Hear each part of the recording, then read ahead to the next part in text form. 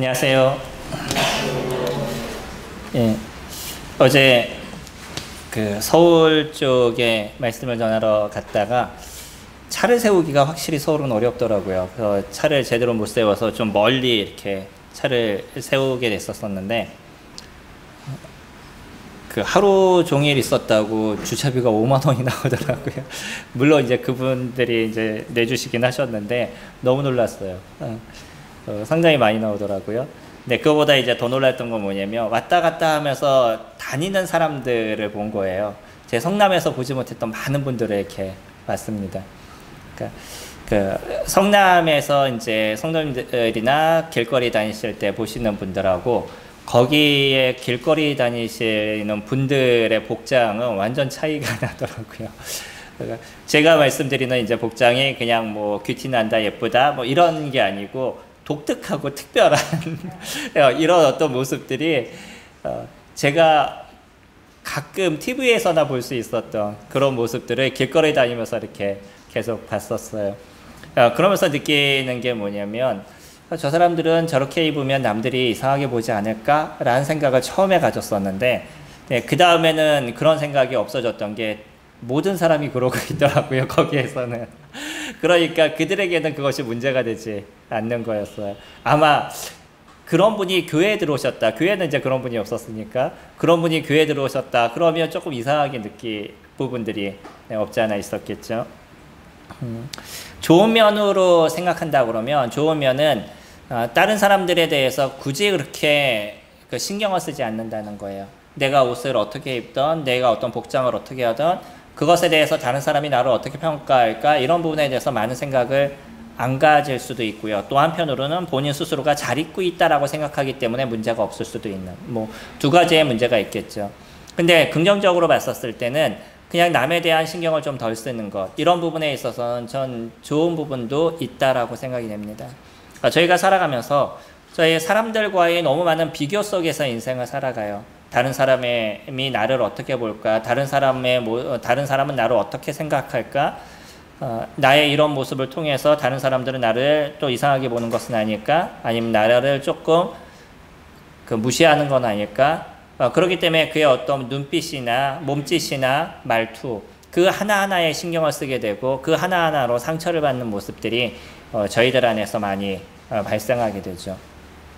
그래서 예전에 나왔던 그 베스트셀러였던 미움받을 용기라는 그 책은 여러 가지 면에 있어서 저희에게 생각할 부분들을 던져주고 있는데 그 중에 하나는 다른 사람들에 대해서 너무 신경 쓰는 인생을 살지 말라라는 거예요. 그러니까 미움받을 용기라는 건 다른 사람이 나를 조금 미워해도 그거에 대해서 조금 너무 많은 신경을 쓰지 말라는 거죠. 물론 뭐 잘못 얘기하면 이기주의가 될 수 있고 사람과의 관계를 만들어가는 데 있어서 독특한 모습이 될 수도 있고 안 좋은 모습이 될 수도 있습니다. 그러나 이제 긍정적인 것을 말씀을 드리면 너무 남에 대한 신경과 남의 판단과 남의 이야기에 신경을 써서 내가 살아가야 될 삶의 기본적인 부분들을 못 만들어가는 그런 일들을 이뤄가지 말라는 거예요. 대체적으로 인간의 모습은 다른 사람과 나를 비교하는 게 기본적인 겁니다. 그래서 내가 다른 사람보다 조금 낫다라고 생각하면 우쭐하게 되고요. 다른 사람과 조금 비교해서 안 좋다라고 생각하면 그 자존감이 떨어지는 이런 문제가 저희들에게 발생하게 되는 거죠. 이런 이제 모습 속에서 주님은 오늘 우리에게 주시는 메시지도 그런 얘기를 하고 계십니다. 다른 사람과 나의 모습을 너무 비교하지 말라는 거예요. 그 비교를 통해서 나의 우위를 만들지 말라는 겁니다. 내가 돈을 조금 많이 벌어서 돈이 없는 사람을 보면 그냥 내가 조금 더 우쭐하는 거죠. 그래서 다른 사람보다 조금 낫기 위해서 더 많이 가지려고 하는 우리는 보편적으로 얘기할 때 그냥 다른 사람만큼만 가졌으면 좋겠어요 라는 생각을 저희들이 갖지만 어떤 면에선 이것도 우리에게 있어서 불편함을 느끼기 때문에 다른 사람과 비교했었을 때 불편함을 느끼기 때문에 그만큼을 갖고자 하는 마음을 갖고 있는 거죠. 근데 내가 살아가는 삶을 조금 인정하고 그것을 받아들일 수 있는 심령이 우리에게 있다 그러면 오히려 더 많은 것을 갖는 것보다 지금의 삶이 나에게서 더 유익된 모습이 될 수 있는 거예요. 누누이 말씀드리지만 20대 살아가는 사람의 모습과 40대의 삶의 모습과 60대의 삶의 모습은 다르다는 겁니다. 근데 내가 60이 됐는데도 여전히 20대의 생각으로 살아가려고 노력을 하면 그 삶이 고통스럽고 힘든 거예요. 나는 20대가 아닙니다. 내 육체는 이미 60대의 모습을 갖고 있어요. 또 나의 육체의 모습은 이미 40대의 모습을 갖고 있어요. 그러면 다른 거죠. 그러면 내가 40대에 살아가는 삶을 어떻게 살아갈 것이냐, 그 시대에 맞는 또 나의 어떤 모습에 맞는 일들을 찾아가게 되면 오히려 나는 거기에서 더 많은 유익과 힘과 또 즐거움을 찾을 수 있는데, 그러지 않으면 어려움에 대한 부분이 되는 거죠. 그래서 조금 더 정신적으로 건강하거나 삶을 윤택하게 만들어가는, 그러니까 소위 얘기해서 행복한 삶을 살아가는 삶의 비결은 뭐냐면 내 삶을 받아들일 수 있는 포용력, 그것을 인정하고 그것을 이루어갈 수 있는 힘이 그 사람에게 있느냐 없느냐, 거기에 딸려져 있다는 거예요. 오늘 저희는 히브리서 말씀을 같이 살펴볼 것입니다. 히브리서 4장 14절부터 5장 10절까지 같이 보시도록 하겠습니다. 4장 14절부터 5장 10절까지입니다. 저희 한 절씩 같이 교독하도록 하겠습니다. 그러므로 우리에게 큰 대제사장이 계시니 승천하신 이 곧 하나님의 아들 예수시라. 우리가 믿는 도리를 굳게 잡을지어다. 우리에게 있는 대제사장은 우리의 연약함을 공경하는 자니까 하시오. 모든 일에 우리와 똑같은 시험을 받으신 기록에 진행하는 것이니라. 그러므로 우리는 긍휼하심을 받고 때를 따라 돕는 은혜를 얻기 위하여 은혜의 보좌 앞에 담대히 나아갈 것이니라.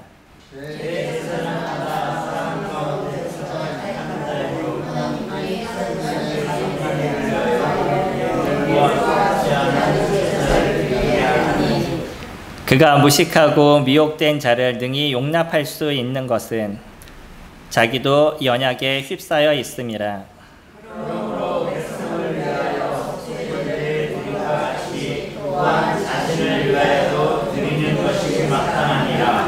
이 종기는 아무도 스스로 취하지 못하고 오직 아론과 같이 하나님의 부르심을 받은 자라야 할 것이니라. 또한 이와 같이 그리스도께서 대제사장 되심도 스스로 영광을 취하심이 아니요 오직 말씀하신 자 그에게 이르시되 너는 내 아들이니 내가 오늘 너를 낳았다 하셨고, 또한 이와 같이 다른 데서 말씀하시되 내가 영원히 멜기세덱의 반차를 따르는 제사장이라 하셨으니 그는 육체에 있을 때 자기를 죽음으로 능히 원하시는 이에게 심한 고통과 눈물로 간구와 소원을 올렸고 그의 경건하심으로 말미암아 승심을 얻었느니라. 그가 아들이시면서도 받으신 고통으로 순종함을 배워서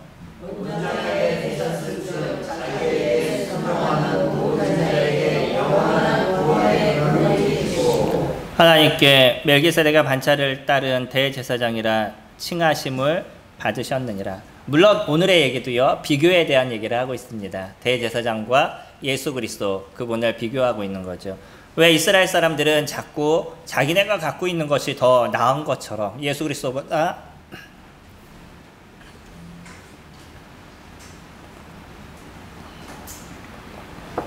그동안 자기들이 해왔고 자기네들이 갖고 있는 그런 것이 더 중요한 것처럼 생각을 해왔었죠. 그래서 그들이 소중하게 여겼던 천사, 위대하게 여겼던 그 천사보다 누가 더 위대하시냐면 예수 그리스도, 그분이 더 위대하시다라고 얘기하고요. 그리고 또 오늘의 메시지에서는 대제사장보다 예수 그리스도 그분이 더 위대하시다라는 것을 설명을 하고 있습니다. 사실은요, 어떻게 예수님과 사람을 비교할 수 있겠어요? 그럼에도 불구하고 이스라엘 사람들은 예수 그리스도를 하나님의 아들로서 인정하지 않고 있기 때문에 그 예수 그리스도가 얼마나 위대하시고 크신 분인지에 대해서 설명을 할 수밖에 없었다는 겁니다. 근데 설명을 저희가 쭉 듣다 보면 이 비교의 대상이 되지 않는다는 것을 저희들이 정확하게 느끼게 될 거예요. 그럼에도 불구하고 대제사장 스스로가 생각했을 때 본인 스스로가 생각했을 때 예수 그리스도는 아주 하찮은 존재에 불과해요. 대제사장의 입장에서 봤었을 때 예수라는 사람은 이단에 속한 사람이고요. 십자가에서 죽은 대역 죄인에 불과한 존재인 거죠. 그리고 그가 태어났던 곳도 태어났다라기보다는 그가 생활했던 것, 대제사장이 생각하는 그가 태어났던 곳을 나사렛이라고 그들은 생각하고 있죠. 물론 예수님은 베들레헴에서 태어나셨지만 나사렛이라는 그 갈릴리 안 좋은 그 시골 동네 뭐 이런 데서 생활했던 것이 예수 그리스도 그분이시기 때문에 대제사장의 입장에서 예수라는 사람은 자기 눈에 들어오지도 않는 그냥 그런 나약한 사람에 불과했던 거죠. 그래서 대제사장은 예수 그리스도를 의지할 수 있는 마음을 가지셨겠어요? 안 가졌겠어요? 당연히 갖지 않았겠죠. 자기 눈에 차지도 않고 자기보다 낫다라고 생각하는 존재인데 어찌 그 사람을 믿거나 그분을 따라가는 그런 모습이 될 수 있겠어요? 대제사장은 자기 스스로가 높음을 갖고 있었던 사람입니다. 그래도 우리가 한번 생각해 보면 충분히 그럴 만한 부분은 있을 것 같아요. 왜냐하면 이스라엘의 모든 사람 중에서 유일한 특별한 사람이에요. 그거는 열심히 노력하거나 수고로 얻을 수 있는 그런 자리가 아닌 거죠. 이 자리는요, 누구만 가능하냐면 레위 지파 중에 아론의 자손만이 가능해요. 그러니까 노력으로 될 수 있는 것이 아니라 태생으로 될 수 있는 거죠. 이 태생으로 되는 유일한 한 사람이 대제사장이었었습니다. 그러니까 이 사람이 갖고 있는 자부심, 이거는 엄청난 거죠. 그는 그 스스로가 어떤 생각을 가졌냐면 하나님께서 아론의 자손을 통해서 나를 이곳에 태어나게 하시고 나는 이 직분을 행하는 자다라고 생각하니까 얼마나 자기 스스로를 높이는 인생을 살아왔겠어요. 인간의 입장에서 특별하고 대단하다라고 생각해 보니까 그의 눈에 어떤 누구도 자기의 눈에 들어오지 않는 거죠. 이게 대제사장의 모습이었습니다. 사람과 자기를 비교하는 거예요. 모든 사람들을 자기의 밑으로 내려놓고 보는 거죠. 그러니까 자기의 자존감은 올라가고 자기의 목소리나 자기의 힘은 그만큼 크고 이 세상을 살아가는 데 있어서의 대단한 모습을 갖고 있는 것처럼 보여지지만 사실은 그 사람이 갖고 있는 마지막의 모습은 너무나 초라하고 안 좋은 모습으로 남아있게 된다는 거예요. 다시 얘기한다 그러면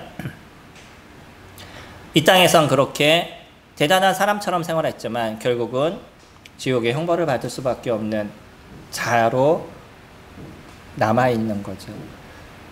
이것이 이 땅에서 사람과 자신을 비교하는 사람들의 그 말로에 대한 부분입니다. 인간과의 관계 속에서 내가 다른 사람보다 조금 나으면 뭐 하겠어요? 다른 사람보다 조금 더 특별하다고 내가 생각하면 뭐 하겠어요? 우리가 생각하는 소위 옛날에 속담에서 하는 얘기 뭐죠?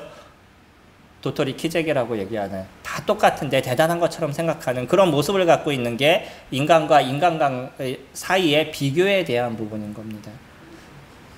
대제사장의 모습은요,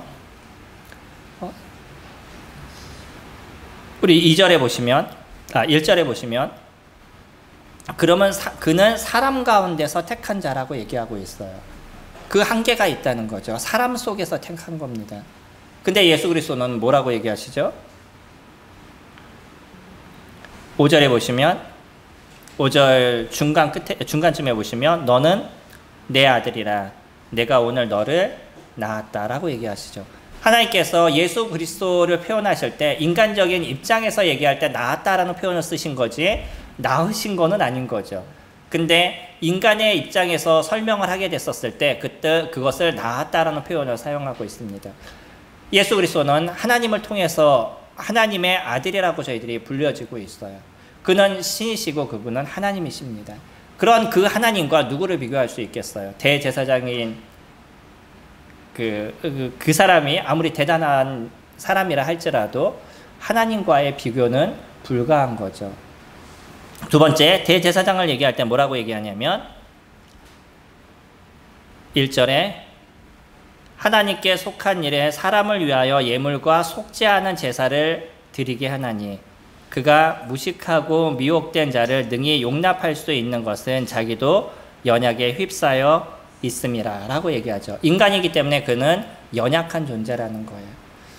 자기 스스로는 대단한 존재라고 생각하지만 사실 인간의 모습에서는 모든 인간이 연약함의 모습을 가져가고 있다는 거죠. 근데 우리는 감사한 게 있습니다.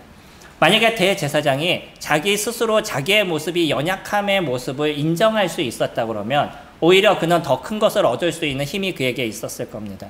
자기 스스로가 대단하다라고 생각하고 누구하고 비교해도 나는 특별한 존재라고 생각하니까 자기 눈에 누구도 들어오지 않고요. 자기의 권위와 권력과 즐거움을 누리는 그런 인생을 살았던 것이 대제사장의 모습이었다는 거죠.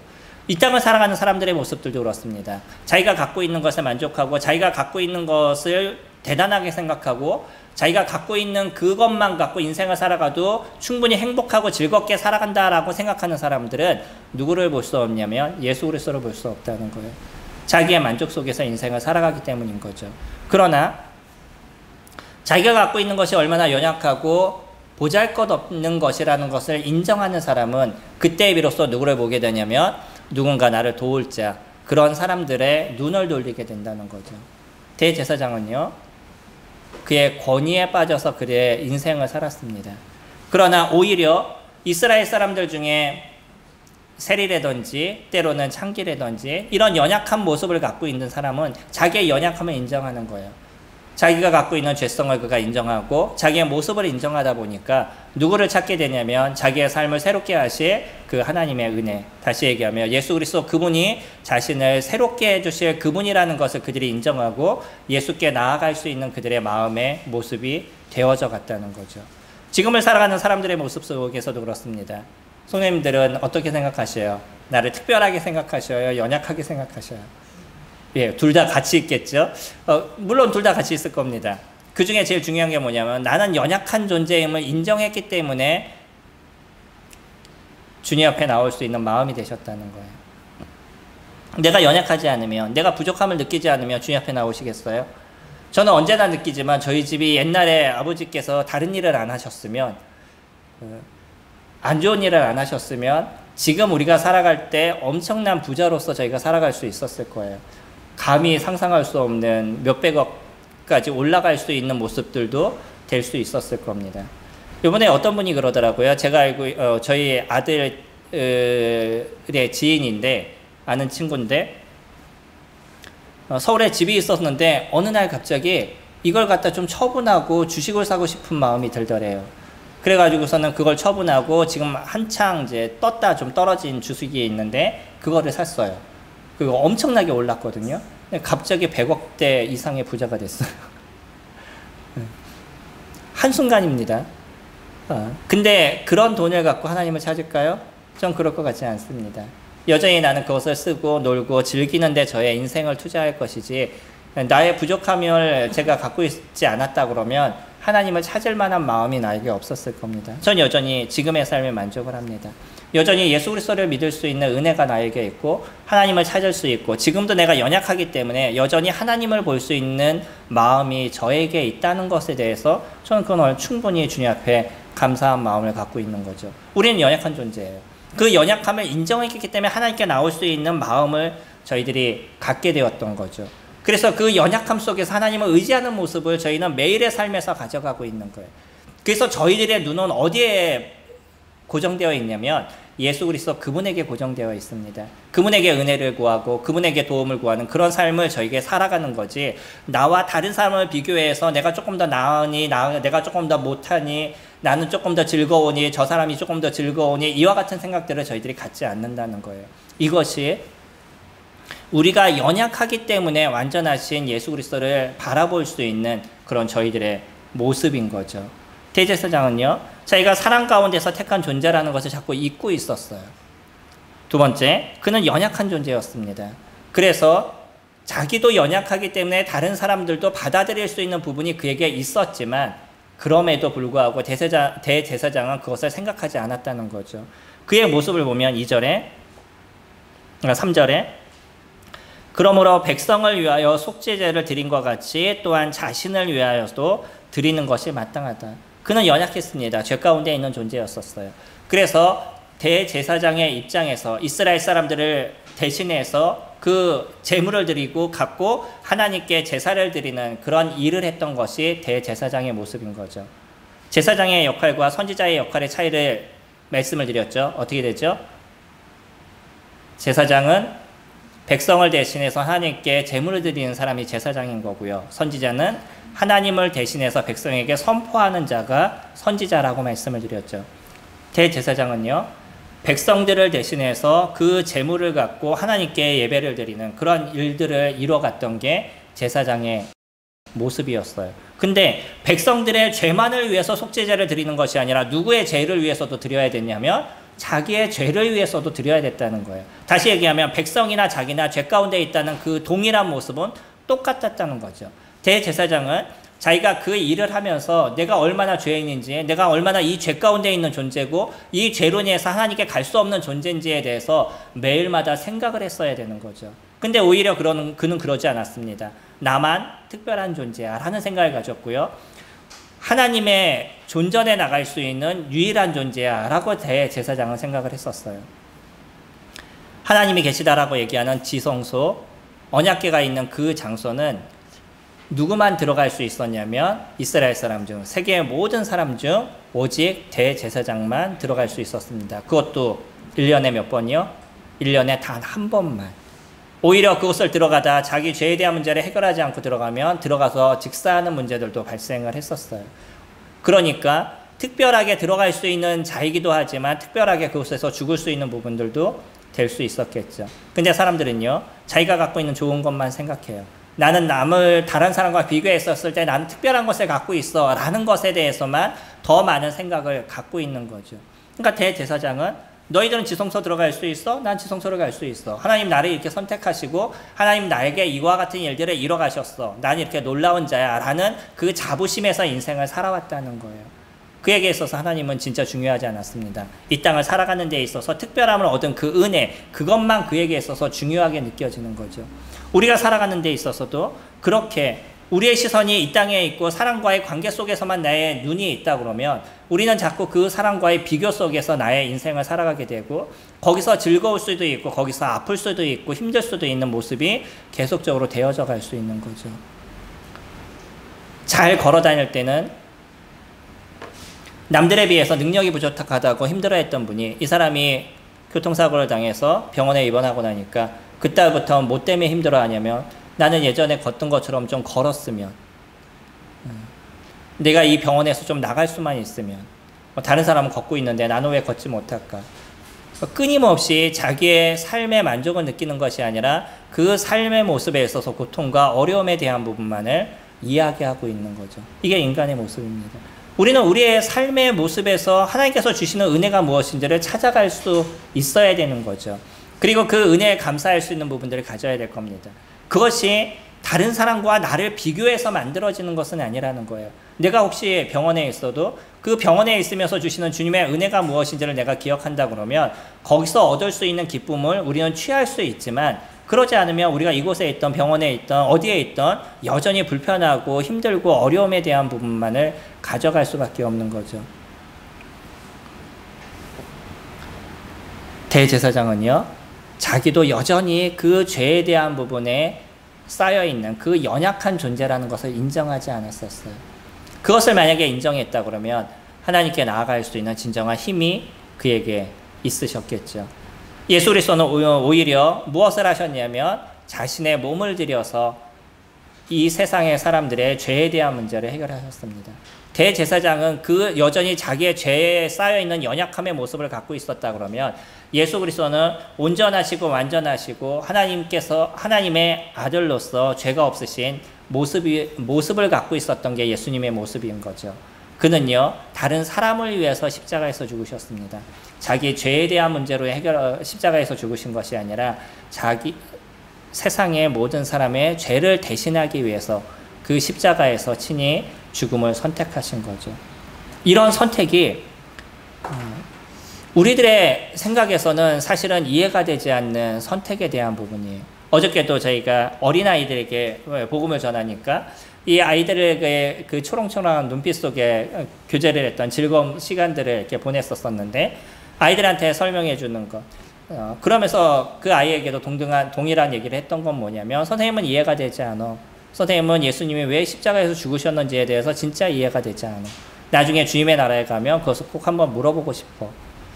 제가 하나님의 입장이라면 제가 굳이 저의 아들을 죄인들을 위해서 십자가에 내어줄 것인가? 예수 그리스도 그분은 내가 그 죄인을 위해서 십자가에서 왜 죽어야만 될 것인가? 이해가 되지 않아요. 제가 만약에 하나님이라면. 우리는 우리들의 입장에서 생각하니까 그분의 죽으심이 당연한 것처럼 생각이 되지만 하나님의 입장에서 한번 생각해 보셔요. 내가 하나님이라고 생각해 보셔요. 왜 그 죄 많은 사람들 다 없애버리고 새로운 사람을 만들면 되지 굳이 그 사람들을 새롭게 해가지고 주님의 자녀로 다시 만드는 자신의 하나밖에 없는 아들 예수 그리스도를 십자가에 내어 주게 하고 그곳에서 그 많은 고통과 아픔을 당하게 하시고 침뱉음과 모욕과 그 모든 것을 친히 받게 하셔야 될 그 이유가 왜 그분에게 있었냐는 거예요. 그렇기 때문에 하나님의 은혜가 저희에게 너무나 놀랍고요. 그 하나님의 은혜를 저희가 생각하고 예수 그리스도 그분의 은혜를 저희가 생각할 때마다 내가 얼마나 큰 은혜를 받은 지금의 삶을 살아가고 있는지를 저희들이 알고 있는 거죠. 그러니까 저희들은 예수 그리스도를 바라보게 됐었을 때 내가 갖고 있는 것에 조금 부족함들, 다른 사람과 비교해서 뭔가 조금 떨어지는 것들, 이런 것이 우리에게 큰 문제가 되지 않는다는 거예요. 오히려 우리에게 있어서는 예수 그리스도 그분을 알을 통해서 그리스도 안에 거하는 은혜를 저희들은 누려가고 있고요. 그 은혜를 받고 있는 삶을 저희는 살아가고 있어서 오늘 하루 좀 부족하고 힘들어도 아니면 조금 어려움의 문제가 우리가 있어도 여전히 그리스도로 인해서 기쁨을 누릴 수 있는 심령이 저희들에게 있는 거죠. 이것이 저희가 갖고 있는 특별함에 대한 부분입니다. 많은 것을 갖고 있지 않아도 그것은 그렇게 저희들에게 중요하지 않아요. 첫 번째 저희가 받아야 될 그 은혜, 예수 그리스도 그분을 통해서 이 죄에 대한 문제를 해결하고 하나님의 자녀가 되는 이 놀라움의 권세를 얻을 수 있는 이거는 어느 것과도 우리는 비교할 수 없는 독특하고 특별한 은혜를 저희들이 입고 있는 거죠. 근데 거기서 끝나나요? 그러지 않습니다.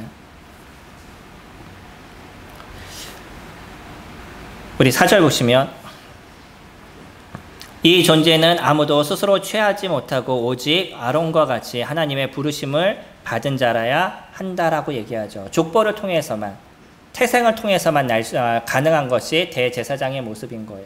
그러나 예수 그리스도 그분은요,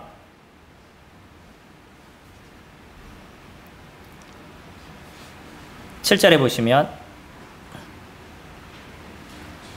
그는 육체에 계실 때에 자기를 죽음에서 능히 구원하실 이에게 심한 통곡과 눈물로 간구와 소원을 올리고 그의 경건하심으로 말미암아 들으심을 얻었느니라. 그가 아들이면서도 받으실 고난으로 순종함을 배워서 온전하게 되었으니 자기에게 순종하는 모든 자에게 영원한 구원의 근원이 되신다라고 얘기하시죠.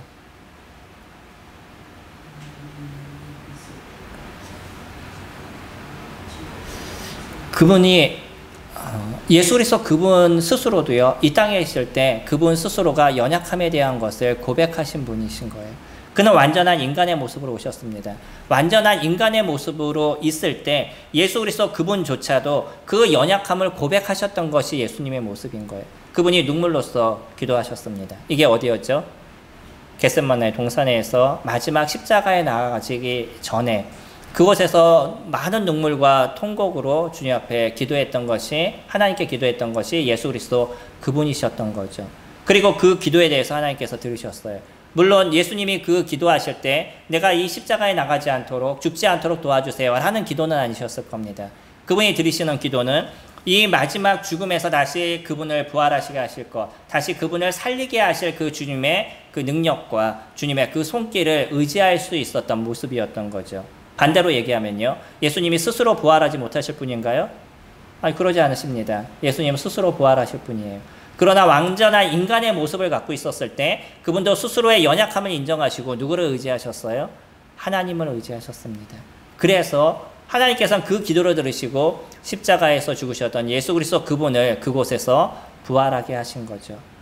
예수님조차도요, 인간의 모습을 있었을 때 연약함을 고백했던 분인 거예요. 저희들은 어떻죠?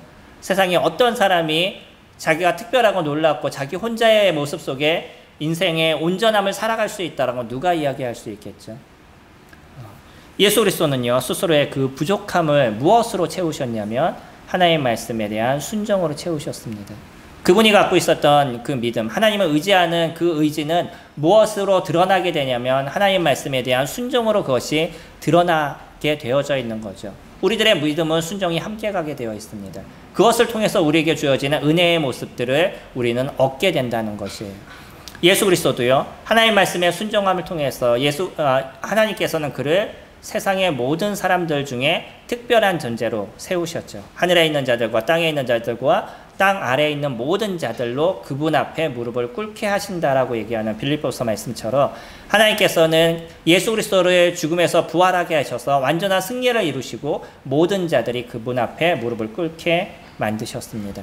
나중에 백보자 심판대에 가면 그때에 가서 비로소 그 모든 것을 저희들이 바라보게 될 것이에요.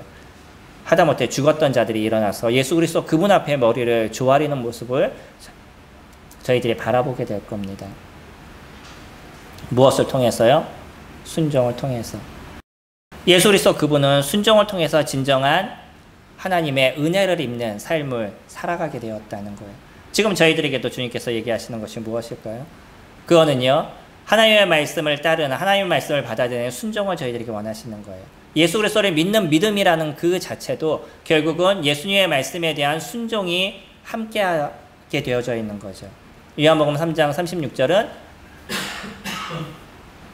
아들을 믿는 자는 영생이 있고 아들을 순종하지 아니하는 자는 영생을 보지 못하고 도리어 하나님의 진노가 그 위에 머물러 있다라고 얘기하죠. 여기서 순종과 무엇을 동일하게 얘기하냐면 믿음을 동일하게 얘기하고 있습니다. 다시 얘기하면 믿음 속에는 무엇이 숨겨져 있냐면 순종이 숨겨져 있는 거예요.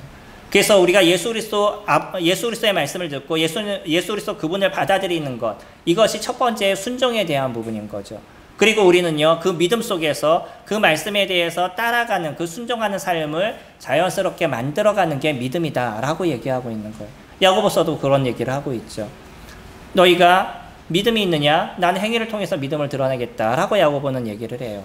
그건 행위를 통해서 우리가 믿음을 갖는다라고 얘기하는 것이 아니라 진정한 믿음이 있으면 그 믿음 속에서 하나님에 대한 순종이 우리에게 드러나는 인생을 살아간다라고 얘기하죠. 예수 그리스도도 그 부분을 저희들에게 지금 보여주고 있는 거예요. 그 연약함의 모습을 스스로 인정하고요, 하나님을 의지하고 하나님의 말씀을 따르는 것. 십자가에서 죽는 것이 고통스럽고 아픔인 것을 충분히 아심에도 불구하고 그것을 감내하실 수 있는 그 순종이 오히려 예수 그리스도를 가장 높이 세우시는 하나님의 은혜로 드러나시게 되는 거죠. 제가 예수님이 십자가에 죽으시는 모습을 생각할 때마다 많은 감사가 되는 또 하나의 모습은 그분은 십자가의 고통이 무엇인지를 이미 아시는 분이었다는 거예요. 이미 아는 것과 모르는 것의 차이가 뭔지 아시나요? 교통사고를 나면 그 다음부터는 뭐가 힘들어져요? 운전하는 게 힘들어지시죠. 심한 교통사고가 나게 되면. 왜요? 한 번의 그 사고에 대한 트라우마가 내 내면 깊숙이 있기 때문이에요. 우리 이것을 트라우마라고 얘기하죠. 이미 겪어본 것, 그 겪어본 가장 강력한 그 아픔은 우리들의 삶의 모든 것을 지배해 나간다는 거예요. 문고리에 손 찧어 보셨나요? 문에? 아프시죠? 이 손가락이 말초신경이라서 그곳에 찧었으면 진짜 가장 아픈 거예요. 그래서 옛날에 그 왕궁에서 그 시녀들을 그 신문할 때 그때 했던 그 방법 중에 하나가 손에다 이게 바늘을 꼽는 거였었어요. 가장 고통스러운 거였거든요. 여인들이 할 수 있는 그 모습이었죠. 예수님은 그 아픔을 아셨어요. 근데 그 아픔을 또 당하셔야 되는 거예요. 이게 우리가 생각하는 고통과 그 이상의 고통이에요. 우리가 생각하는 것은 그냥 일부분에 불과한 거죠. 주님께서 당하셨던 그 고통은 엄청난 고통을 감내하신 겁니다. 그게 주님의 사랑이신 거죠. 그럼에도 불구하고 하나님의 말씀에 순종하셨습니다. 이것을 통해서 하나님은요, 그에게 더 크고 놀라운 것을 베풀어 주신 거죠. 우리에게도 주님께서 얘기하시는 게 그런 거예요. 우리 스스로의 연약함을 내가 인정하냐는 거죠. 그 연약하기 때문에 우리는 누구를 보라고요? 예수 그리스도 그분을 바라보라는 겁니다. 우리들의 시선을 사람에게 두지 말고 하나님께 두라는 거예요. 그래서 오늘 우리 각자 다른 모습 속에 있지만 그 다른 모습 속에서 우리는 여전히 누구를 보는 인생을 살아가라고 얘기하시냐면 예수 그리스도 그분을 보는 인생을 살아가라고 얘기하시는 거예요. 14절에 보시면 4장 14절에 그러므로 우리에게 큰 대제사장이 계시니 승천하시니 곧 하나님의 아들 예수시라. 우리가 믿는 도리를 굳게 잡을지어다. 우리가 예수 그리스도를 믿나요? 그럼 그분을 붙잡으시라는 거예요. 내가 예수님을 믿는데 여전히 세상을 붙잡는다면 우리는 거기에 대해서 고민을 해야 되는 거죠. 우리가 주님을 믿는다 그러면 우리는 지금 무엇을 붙잡으냐면 대제사장 되시는 예수 그리스도 그분을 붙잡으시라는 거예요. 그리고 15절에 우리에게 있는 대제사장은 우리의 연약함을 동정하지 못하실 이가 아니요. 그분은 우리의 연약함을 아신다는 거예요. 그분도 육체의 모습을 갖고 있으셨기 때문에 여전히 그 육체가 갖고 있는 연약함과 아픔과 고통의 문제가 무엇인지에 대해서 예수 그리스도는 아시는 거고요. 그것을 아시기 때문에 우리가 실수하고 넘어졌을 때 여전히 동정해 주시고 기다려 주시고 참아 주시는 것, 그것이 주님께서 예수 그리스도 그분께서 하시는 거죠. 그러나 그분은요, 모든 일에 우리와 똑같은 시험을 받으신 이로되 뭐가 없으시다고요? 죄가 없으신. 그래서 죄를 짓지 않으신, 시험은 동일하게 받으셨는데 죄를 짓지 않으신 분이라는 거예요. 예수 그리스도 그분이 받으셨던 많은 고통과 고난들, 그러나 여전히 주님께서는 그 속에서 죄를 지었지 않는 그런 일들을 이뤄가셨다는 거죠. 그리고 그 속에서 하나님의 은혜를 얻는 삶을 예수님께서 하셨어요. 우리에게도 동일하게 그와 같은 것을 원하고 계십니다. 우리는 여전히 이 땅을 살아갈 때 주님께서 주님의 선하심을 찾아가는 그런 인생을 살아가라고 얘기해요. 그 속에서 주님이 저희들에게 베푸실 은혜가 너무나 크기 때문인 거죠. 16절, 그러므로 우리는 긍휼하심을 받고 때를 따라 돕는 은혜를 얻기 위하여. 성도님들의 삶에 때를 따라 도우시는 주님의 은혜를 얻으시기 바랍니다. 주님께서 그것을 베풀어 주실 거예요. 근데 거기에는 한 가지 조건이 있죠.